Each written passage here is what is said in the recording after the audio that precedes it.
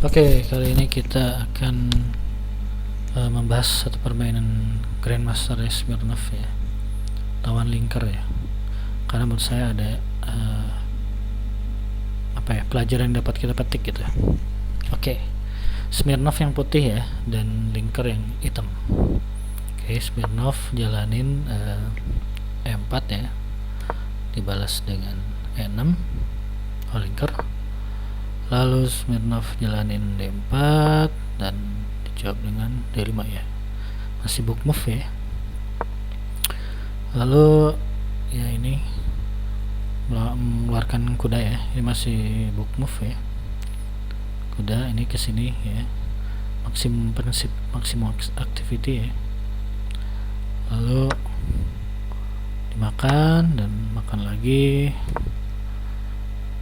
Lalu kuda ke situ dan ini ngeluarin kuda juga ya, ini maksimum activity dan masih sesuai teori ya. Oke, lalu ngeluarin kuda. Nah, dan di sini Smirnov makan kuda ya, makan kuda dan masih book move. Dimakan lagi, lalu mengeluarkan gajah ya. Ini mungkin ya masih book move dan mungkin persiapan untuk rokade. Lalu ngeluarin gajah dan ini ngeluarin gajah juga ya ke sini.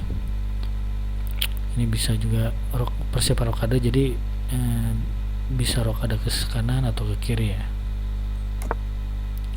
Ya, lawan rokade dan ternyata rokade. Walaupun ini kurang tepat, it's okay. Secara teori memang kita biasanya rokade secepat mungkin ya.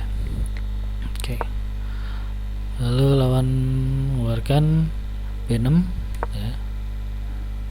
Nah, di sini mulai kuda ya berjalan ya, prinsip maksimum activity ya. Lalu dibalas dengan gajah ke situ. Lalu nah, ini pergerakan ini memperebutkan petak pusat ya, dan ini sesuai prinsip ya, maksimum activity juga. Dan dibalas dengan itu C5, ternyata dimakan ya, dimakan kembali. Nah, dan di sini ternyata tidak mau makan tapi lebih mempertahankan aja dengan queen ya, sekaligus ini menghubungkan rook ya, dua rook ini, dua benteng ini dihubungkan. Dan ternyata dimakan kembali ya, prinsip material ya. Lalu di situ ya mencoba, dan ini prinsip list of active piece ya. Jadi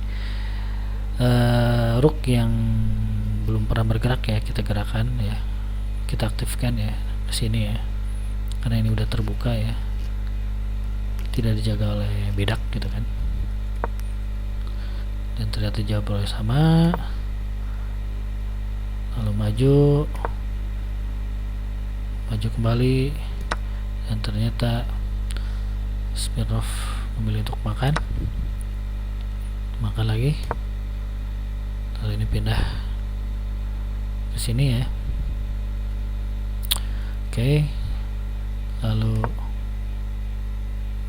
benteng ke situ, dan ini prinsip maksimum activity ya.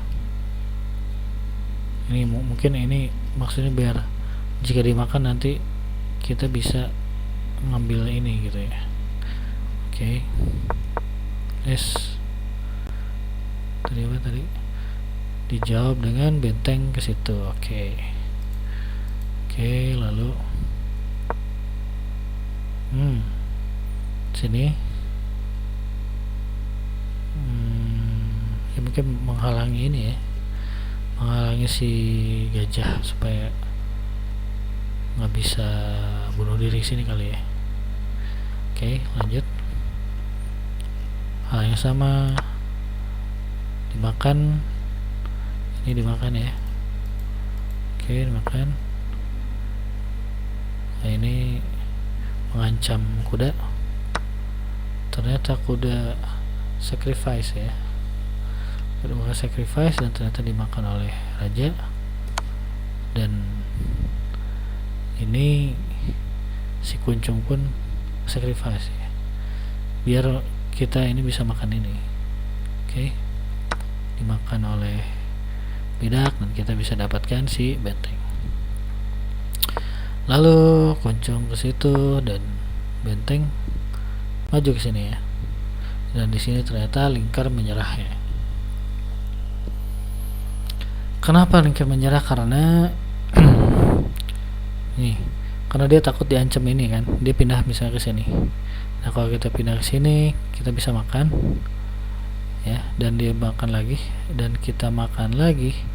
Ini skak kan. Jadi kita bisa dapatin si kuncung. Jadi di situ si Lingkar menyerah. Oke, jadi mungkin salah satu pelajaran yang bisa kita ambil adalah yang di sini nih guys. Di sini ada, nah ini, ketika si kuda makan nih, walaupun di sini dianggap kurang tepat ya.